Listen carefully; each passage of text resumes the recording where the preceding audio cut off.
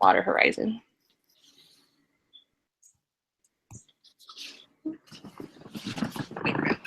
Sorry, I was just trying to figure out. I think it's live now, but yeah. Yeah, it says that it's live. Where's Carrie? Oh, there she is. Just messaged, right? Hey, good. Nothing popped up, so I kind of had to like search for the invite. It's weird.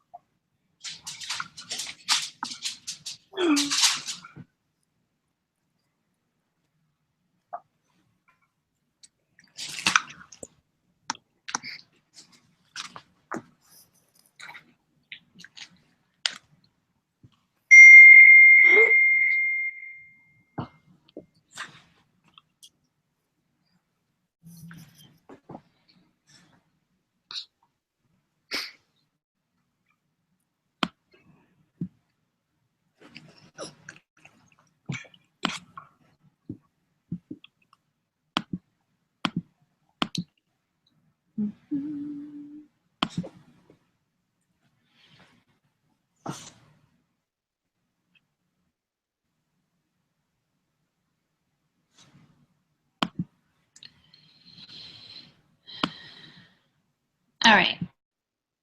You want me to?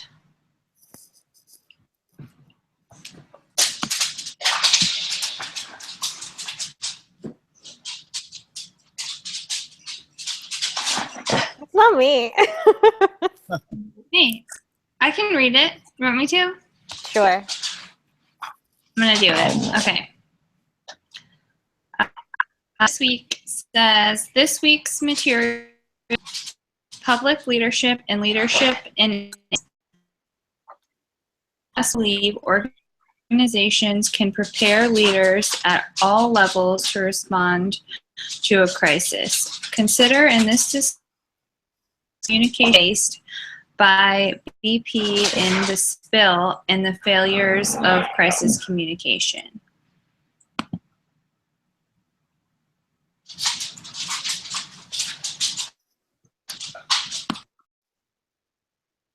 I think the first. So I think like one of the first things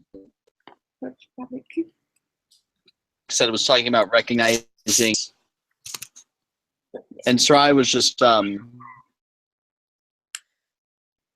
about she saw, right?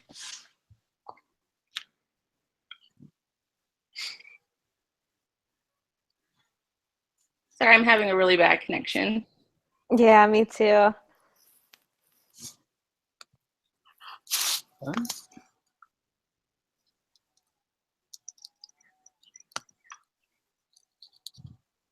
Yeah, the audio keeps like It's getting chopped off. getting choppy. Yeah. Is there someone else who might have a better connection that should host it? Like, I'm not sure. You think your connection might be poor?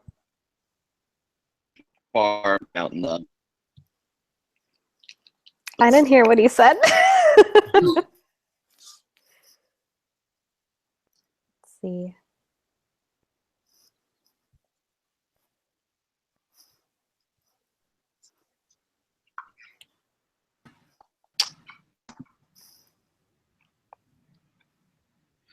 Yeah, mine's been in and out. Tricky. So Well,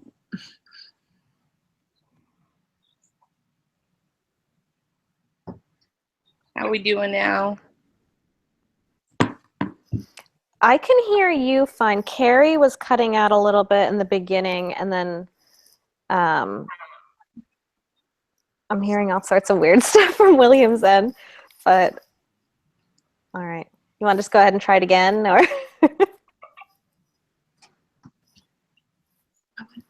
yeah, maybe. Is everybody still connected, I guess? Yeah, it's better now. I can hear you now. Yeah. Sorry about that. But no, like the text started out with saying like one of the first steps was to recognize danger signs. Mm-hmm.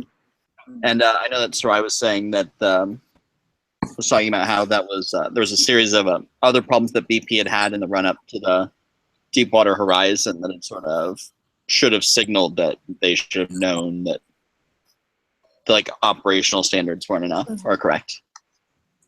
Yeah, I watched that BP, the spill. I ended up just Googling it. And I guess the first incident was at Texas City. And there was an explosion, but they had reports earlier that they had outdated pipes that were rusting. And these started things called like blow down drums that weren't being updated. And that ended up having an explosion and killing some people. So they were trying to deal with that. And then they like literally 2 years later, they had another spill in Alaska where they were just trying to and not even try to inspect them properly.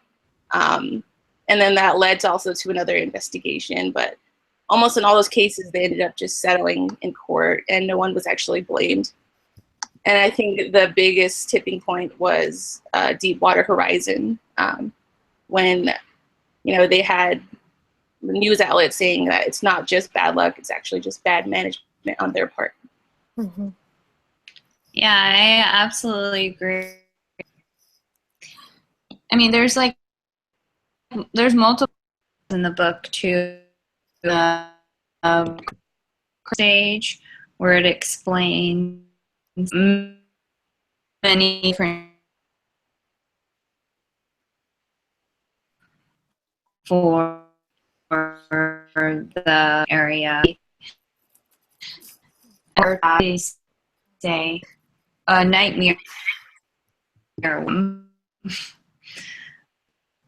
that actually happened. So totally could have been prevented. That was super choppy. I don't think I'm a word of it. Yeah, I missed a lot of that.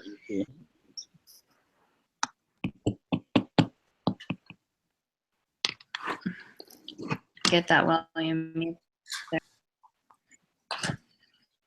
Yeah, it was, you know, like a lot of the examples in the book, it's really sad how so many things can be prevented. And when it comes to like crisis and emergency situations, it's not if it's going to happen. It's going to happen eventually. And I was just surprised that, you know, being aware of it, nobody really did anything until the damage was already done. And then you have to, you know, kind of clean up the mess you make, and it makes you look pretty poor.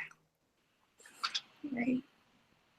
Yeah, and especially with like all the previous events, like you think they would just sort of had a better plan when something did happen. Like they would just have a better response to like something bad happening if they had a lot of practice with that. Or even just like acknowledging that it was their fault. You know, could have been a step in the right direction.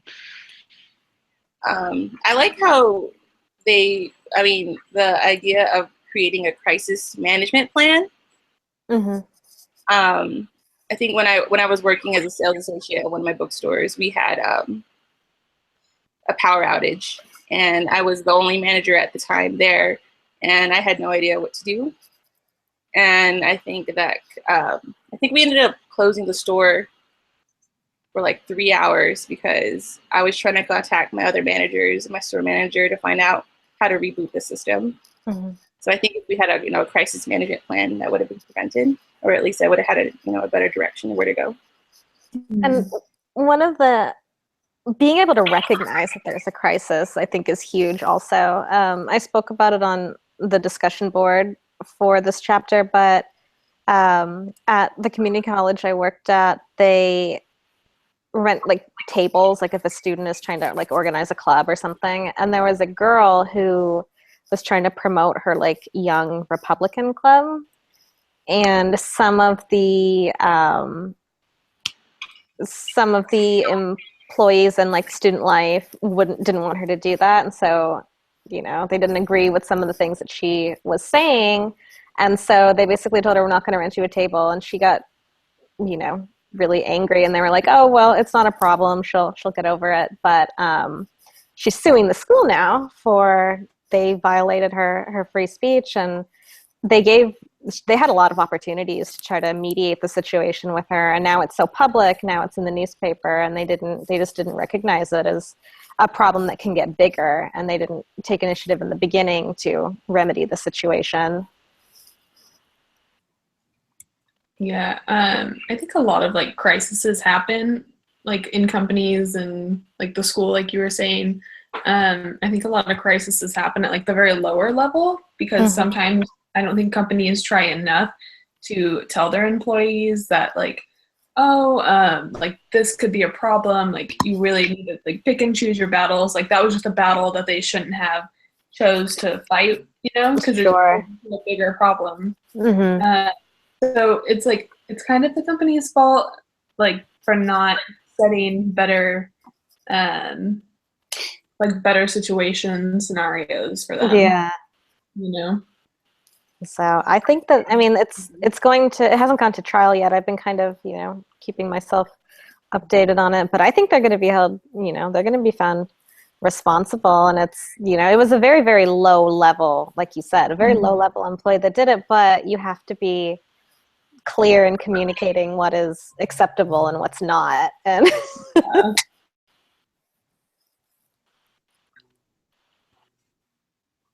I think the book even mentioned how a lot of the lower level employees won't say anything if there's an issue to their superiors because afraid. And they think that a good way to prevent that would be to, create a trusting environment among the subordinates and the leaders.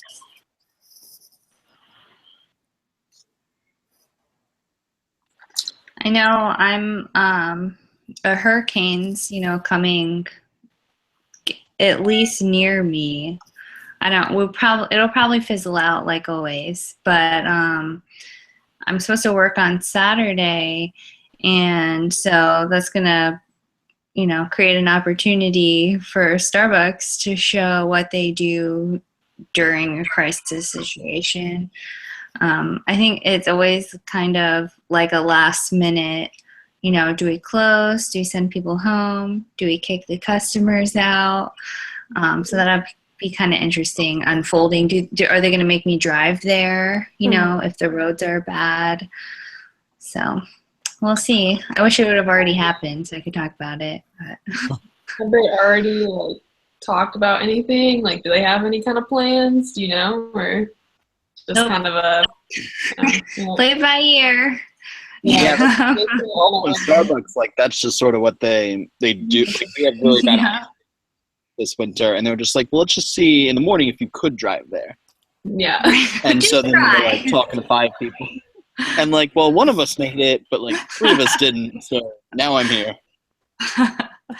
That's kind of funny, but kind of scary. Yeah, no, like somebody will be making like, well, they're not here, but I'm here. It's like, well, one person can't go in. So.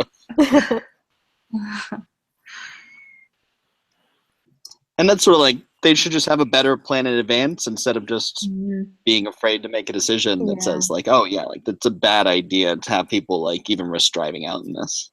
The university where I used to work and where my husband still works, they already said Thursday at 1 p.m. the school shut down. Friday it shut down. They'll resume classes Monday. So they already have a clear plan. I like that. That probably means that their outcome is going to be, good. Let's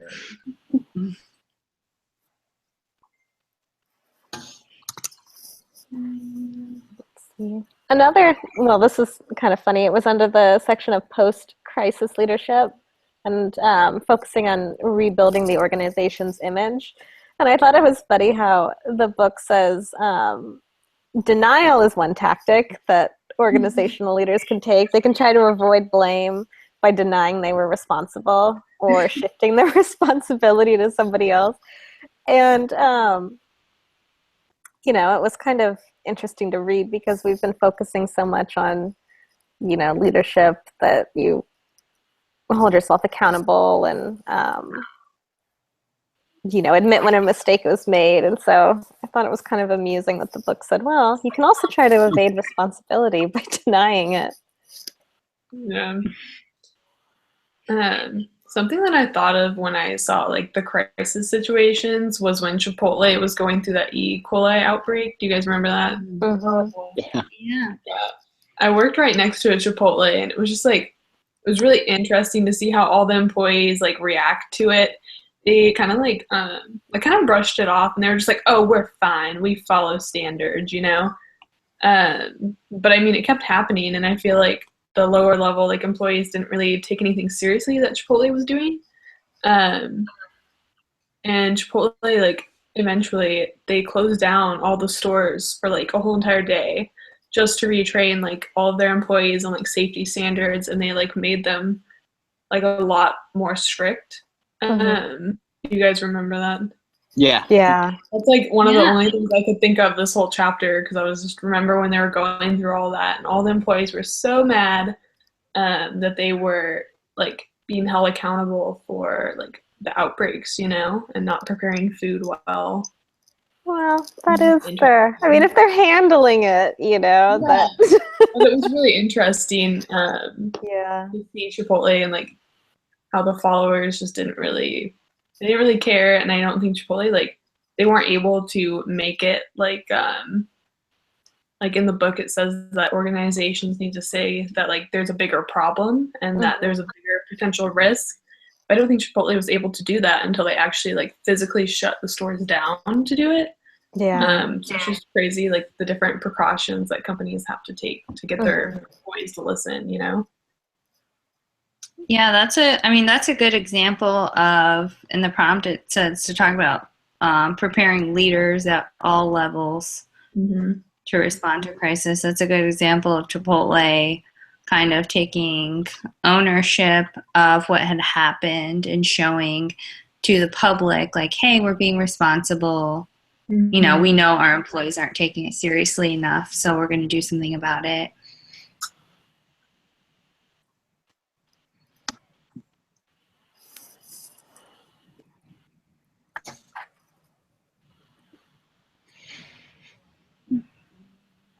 I think you guys should know that I just got an email right now that there is another oil leak by BP. Oh, jeez. Yeah, it's in the North Sea near Scotland. Not as bad as Deepwater Horizon, but it's another leak. Yeah. And another thing, I mean, these things keep happening, and I feel that there are certain corporations like oil companies, for example, that, you know, they can try to repair their image, but I think that the general population doesn't, you know, just knows that they have so many problems, and so they may try to, you know, repair their image so much, but I don't think that I think they're running out of chances to do that, especially in BP's case. You know, it's like it's not even really that surprising when you hear something bad happening. There are just some organizations that seem to have a lot of emergency situations. Mm-hmm. It's kind of like I think it's important. Sorry, go ahead. it's just kind of like as the public, it's just like, do we just like look at them and be like, oh, again, and just Yeah. off, or like, do we get mad about it? Like, what do we do at this point? Like, they're just reckless, you know? Mm-hmm. I was going to say that I think, like, in order to repair an image, you'd think they would think about not letting it happen again, you know? Yeah. Because that kind of just, like, drives it home. Yeah, we made the mistake again. Yeah. Like, doesn't really look good.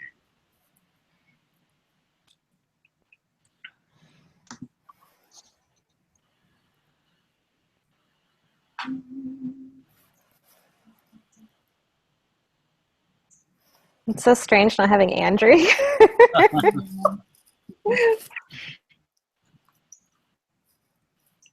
can't really think of like any other examples of like crises in companies, I guess.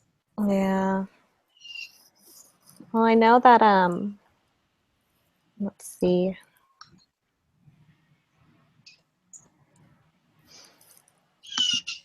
Like hurricanes, for example, like Hurricane Katrina, how they knew that the levees were faulty and didn't do anything to fix it until it was, too late. And then even that crisis was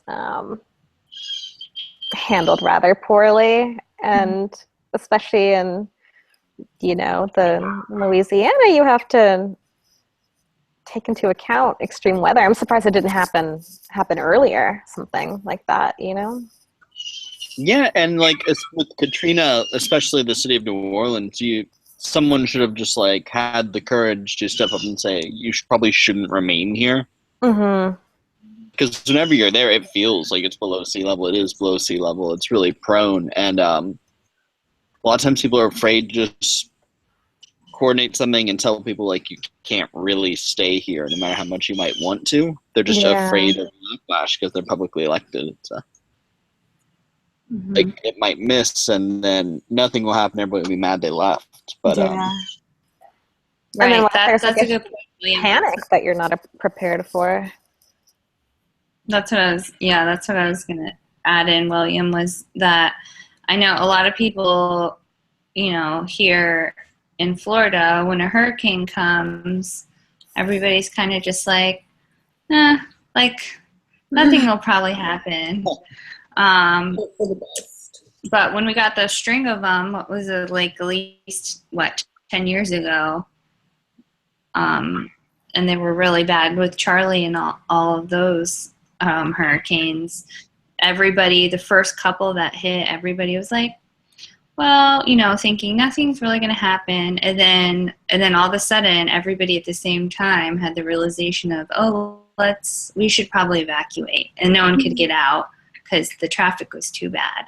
Yeah. So, yeah, I think there's definitely a balance between your leader preparing you for a crisis and the followers actually following.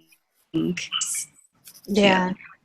We're dealing with something similar, like here they're saying that there's, in California, like they've been saying that there's going to be a huge like earthquake forever. And then they just there was something that I saw online about how they're pretty sure that it's, going to happen. And they said, well, you have a lot of people that are from California, like, oh, it's the risk you take. Just make sure that you have your earthquake kit and you're prepared. But I think they're not taking it seriously, because if it's a big one, then it could, and they're thinking that it's going to be a rather large one.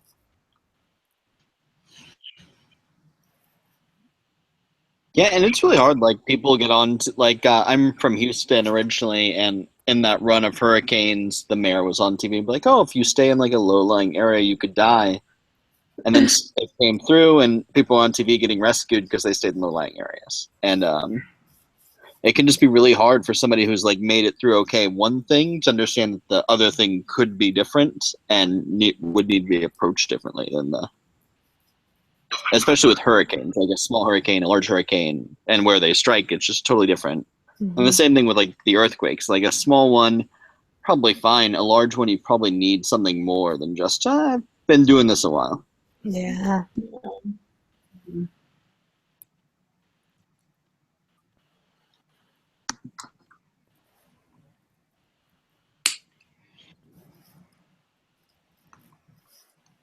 I don't know if I have anything else to add. Yeah, because we got through that was learned from experience in the text. It's close to the end. It's yeah. Like a lot of crisis management, a lot of it's just preparation and then appropriate reaction. Like, are you prepared for it to happen, and then are you following the plan that you came up with when you weren't actually in a crisis? Yeah. I know a lot of times when you say you start a new job, for your training and your orientation and all that, you're given instruction of, what to do if, say, the store got robbed, wherever you're working. But that's not really kept up with ever. It's like you hear it once, but then when it comes down to it, you don't remember what to do because that was however long ago and you weren't retrained on it. Yeah. So maybe refreshers would be a good idea. We had our store like right down the road from us, another Starbucks. They got robbed this summer actually, and nobody there followed procedures or anything. And they also had like 2 new people training when it got robbed, and so the whole store was just like a mess, and they didn't follow anything. And their excuse was that they didn't know what to do. And I think that's like a really big problem, and that's something that like companies should address. Well, yeah, absolutely. The shift supervisor should have been, I know they're taught differently when it comes to money in the safe and tills and all that. But yeah, they should have been more prepared. And also just, I think obviously if you're like being robbed, it's probably very terrifying. And they were held like at gunpoint, like in their defense, like they were literally like walking into the store open at 4 a.m, and the robber had them all at gunpoint. Like, yeah, I think that they probably would have felt a little bit better if they were able to, kind of in their head go over. That's scary though. Yeah. It was. Yikes. Yeah. What did they end up doing? Like, what did they do that was out of procedure? Well, apparently there's like a button in the safe that's supposed to call the police. Well, she didn't press it. Like the gunman followed them inside the store and like had a gun to their head, made her open the door, took their purses first off, and then they like walked in, and he still had the gun to her head and made her open the safe like the whole entire time. Like, so she was just kind of like trapped. Like she didn't really know. She was like, I have no idea what to do. Like she forgot about the button inside of the safe to call 911. She just blanked everything, I guess. For her, I might be too scared to press it in case the robber saw me do. You don't want to make them upset. So with our suburb, so the safe company will actually call you and see if you meant to activate your alarm. And so it was like you're supposed to do that, but like you also don't want to get a phone call while you're being robbed that's asking if you're being robbed. Yeah, but also Starbucks is really good about telling you like you're more important than the money. Because I remember going through training and they always like implemented that. They're like, you're more important than being hurt or something like that. I just remember that from training. That's also that I remember is, here you go. Like, have my whole till. Do you want me to try to get it for you? Like, whatever it takes to keep everybody safe is what they suggest you do. So I like that. Yeah. I just think it's so funny how ASU Online is like the majority of Starbucks employees now. No. It's true. It is true. All right. I think we covered everything. Like, I think got some good stuff. Yeah, we've gotten perfect 10s on every single Google Hangout we've done so far. So we must be. Yeah. This is even the first really choppy cell phone one. So I was like really surprised. I'm like, oh, thanks. So this is the last one then, huh? Yep. Mm-hmm. Yeah, we made it. Also, do you guys remember how I told you I had an interview the very first week?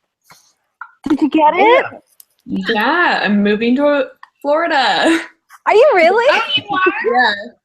So cool. Congratulations. I'm going to work at Disney World for 6 months. So how awesome. Yeah. I have customers that work there that I see like every day. Yeah. Oh, really? Is it close? Cool. Oh, yeah, they come in, well, they like work usually at night. So I see them at like 2 and then they're there until like midnight. You know, their shift, your shift. I don't know what your shifts are going to look like, but I have no idea yet. No idea, but we'll see. Cool. It'll be fun. That's so cool. Congratulations. Thanks, guys. Just found out a couple of weeks ago, so. Nice. All right. All right. Okay. Well, I don't know if we will since we're done, this is the big goodbye. You guys were good though. Like you guys were a good group. So Yeah. Good word. This was definitely a lot more positive than some of the other group situations that I've dealt with. So thank you. yeah, I'm in my intercultural business class. We're doing this big group project, and we still haven't. It's due Friday, and nobody's done anything yet. So Wait, I remember that. about a country's business.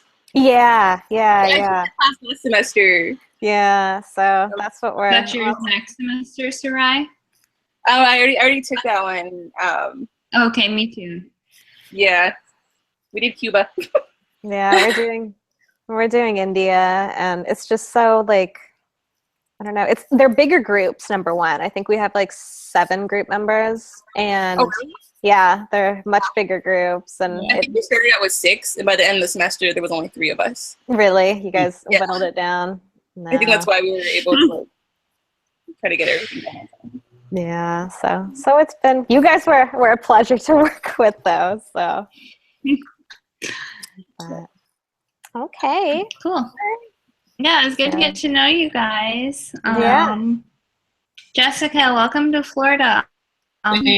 You're coming at the perfect time. Weather's going to be great for the next few months. Yeah, I'm hoping that it won't be too humid. So I like the dry heat. So we'll see. I can adjust to it as it gets hotter. I'll keep my fingers crossed. Okay. Yeah, so. Okay, guys. Have a good night. You too. Good luck to all of you. Bye, guys. You too. Bye. Bye. Bye.